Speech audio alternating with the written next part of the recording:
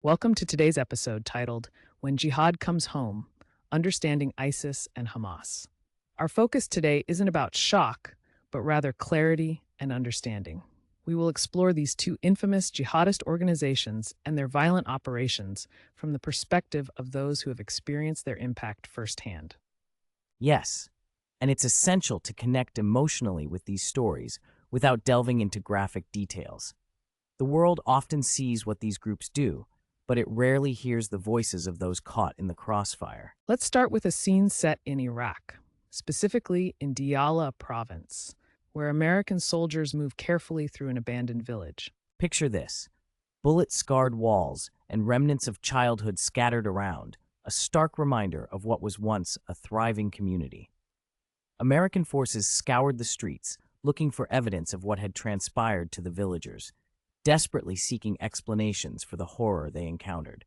What they specifically sought was a DVD, a relic from before smartphones took over.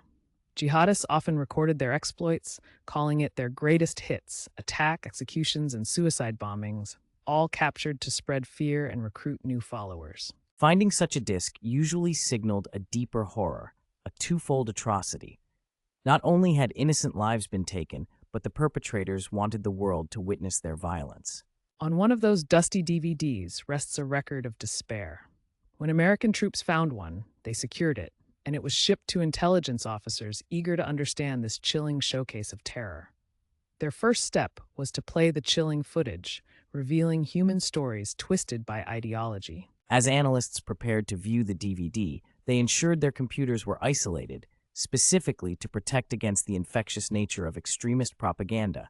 Such awful images must be viewed in controlled environments. Upon hitting play, chaos erupted on the screen. A shaky camera captured the panic with shooting, and chaos ensued. Civilians were forced into a line, facing armed jihadists with a woman set apart, her fate sealed in a tragic fate foreshadowed in her empty eyes. It's vital to note, the attackers aren't just executing. They are sending a brutal message to everyone watching. Fear was their weapon. Exactly, and it's this strategy that has evolved from its origins in Al-Qaeda in Iraq, or AQI. Over years, AQI transformed into what the world recognizes now as ISIS, or the Islamic State, claiming a level of infamy that reverberates far beyond Iraq and Syria. This adaptation was fueled by the Syrian civil war, where jarring alliances formed. Fighters from Iraq and Syria united, capturing territory, oil fields, and weaponry, eventually creating a self-proclaimed state that used brutality as its branding.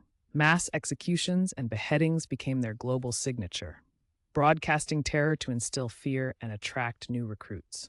And then, we had pivotal moments that brought their horror home. Take the case of American journalist James Foley, whose brutal execution by ISIS became a turning point.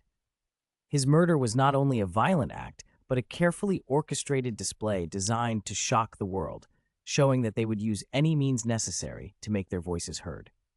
This visual connection between victims and perpetrators transformed how Americans perceived ISIS. Suddenly, it was not just some distant problem. It was real, and it impacted our sense of safety, becoming a genuine threat here at home. Switching gears, let's look at another facet of jihadism: Hamas.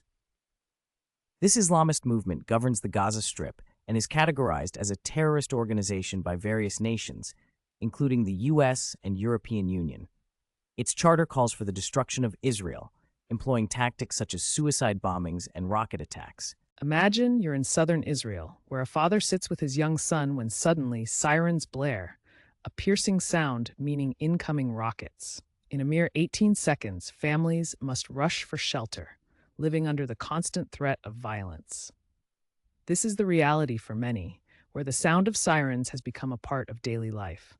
That kind of life builds a unique resilience, alongside an ever-present anxiety, an emotional roller coaster for parents who must split their attention between nurturing their children and preparing them for the horrors of their surroundings.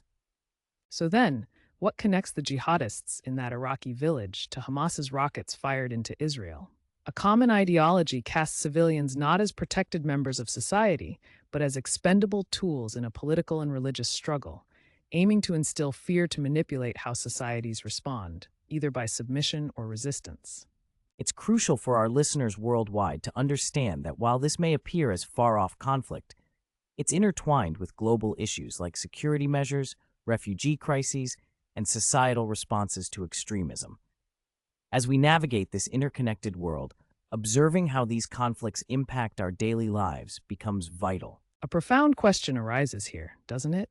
How should free societies respond to threats that wield not just weapons, but also cameras to document their atrocities for use in propaganda?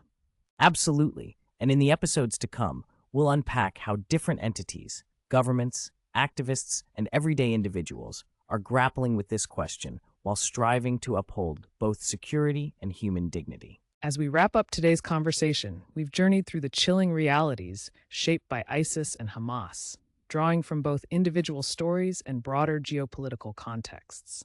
This isn't merely about understanding a distant conflict, but rather recognizing how the ideologies and actions from these groups reverberate globally. Exactly. And while today's discussion highlighted the darkness of extremism, it also compels us to think critically about our responses to such threats, asking how we can protect ourselves while upholding our values. It's a delicate balance. Thank you for joining us in this important dialogue.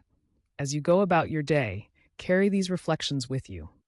How might our society advocate for justice and peace without resorting to fear? We hope you'll join us next time as we delve further into these pressing matters. We can't wait to explore more in our next episode. Until then, stay engaged and stay informed.